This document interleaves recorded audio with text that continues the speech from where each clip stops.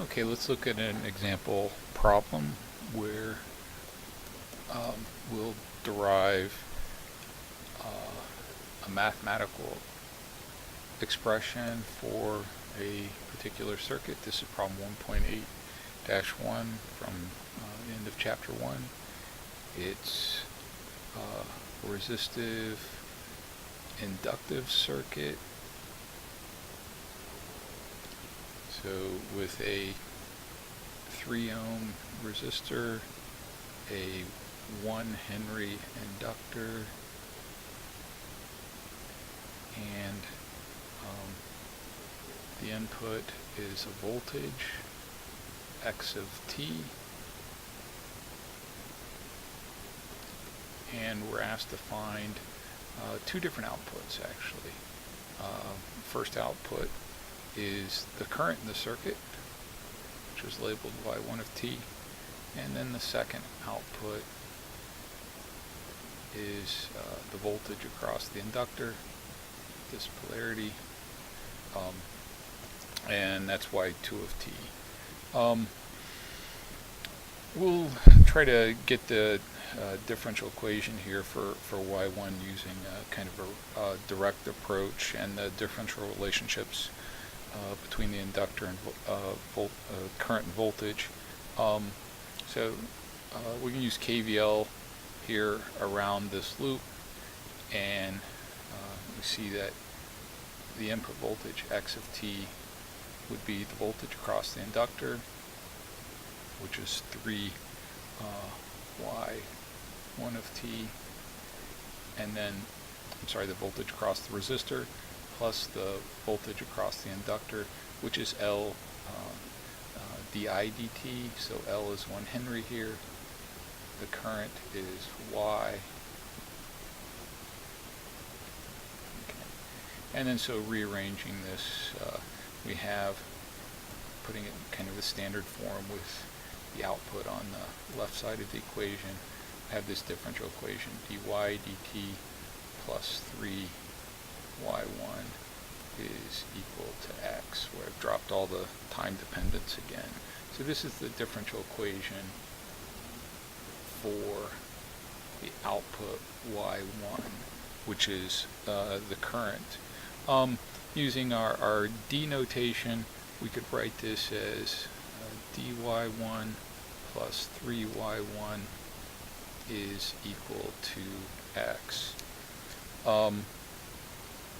We'll also use this d notation to simplify the derivation of the differential equation for y2. y2 is the voltage across the inductor, and so we've got this relationship for the voltage across the inductor and the current through it. y2 is L di dt, again L is 1 Henry, the current is y1, or using my d notation, y2 is dy1, so I can treat this d operator almost like a variable and solve for y1 in terms of y2. Again, what this relationship actually represents is y1 is the integral of y2, but I make this substitution for y1 into this equation to get an expression for y2.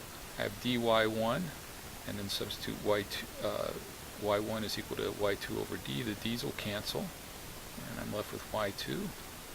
Again, 3y1 becomes 3y2 over d, and that's equal to x. Now, in order to convert this into a differential equation, I have to be multiplying by d. I can't have any divisions by d.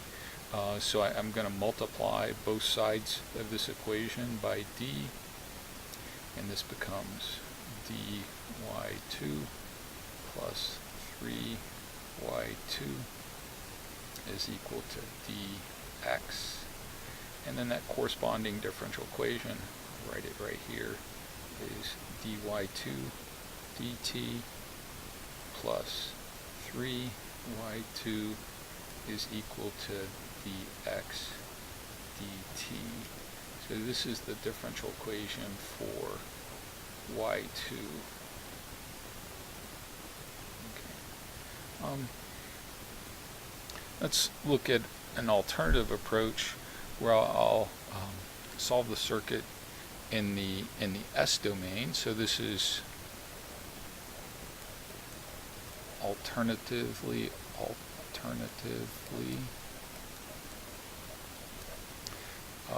So in here I'd write down the S domain circuit. Typically here in the S domain we use capital letters to represent our variables, and then the impedance of the resistor is just 3. The impedance of a 1 Henry inductor is just Ls. L is 1, so the inductor has an impedance of just S. And again, the voltage across the inductor is Y2. The current in the circuit is Y1. So it's a simple series circuit. So I can solve for the current. It's just the voltage over the total impedance, S plus 3. Get the resistor in series with the inductance. So the total impedance is just the sum of the two impedances. And I want to write this in the form of a differential equation. So I can't have any variables divided by S. So I'll multiply both sides by S plus 3, and I'll get SY1 plus 3Y1 is equal to X. And now S is our differential operator, so the corresponding differential equation here is dy1 dt plus 3, should have been a y1 as well, 3y1 is equal to X. This is the same differential equation as I had on that previous whiteboard. And then, of course, the relationship between Y2, the voltage, and the current Y1.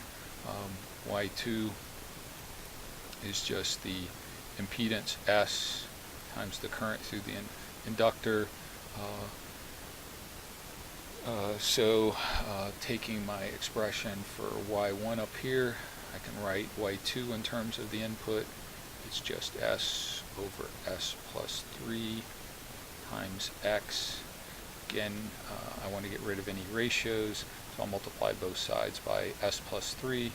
I'll get SY2 plus 3Y2 is equal to SX.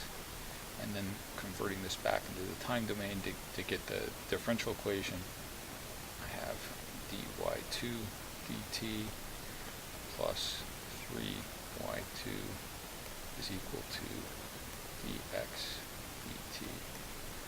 And again, this is the same differential equation I had on the previous whiteboard, but I find this approach of working with S-domain impedances and coming up with these expressions for the outputs in terms of the inputs in the S-domain much simpler. It involves circuit analysis, and we've done a lot of circuit analysis in the past, so I find this approach a lot easier than trying to come up with differential equation directly using the differential relationships.